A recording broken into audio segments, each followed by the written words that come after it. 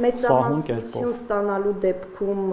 վարչապետի թեկնածուն կրկին լինելու է Նիկոլ Փաշինյանը։ Իմ վարչապետի թեկնածուն Նիկոլ Փաշինյանը, բայց ես մի պատվիրակեմ, դա էլ է որոշվելու համաժողովով եւ առաջի համարը ցուցակի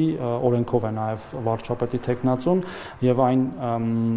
դեպքում, երբ որ որևէ կուսակցություն հավաքում է միանգամից 50+ ձայներ, ինչպես մենք հավաքեցինք 21 թվականին, առաջի համարը ավտոմատ դառնում է վարչապետ։ Բայց կան այդ 2026 թվականին ասես պարոն Թորոսյան 50+1 կհավաքի քաղաքացիական պայմանագիրը հաշվի առնելով ձեր այս պահի հանրային վստահության ցուցակը։ Ես կարծում եմ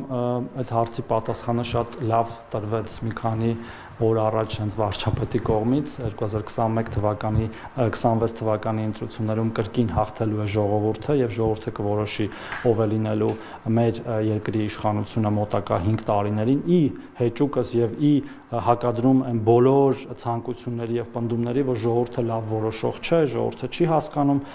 ում է ընտրում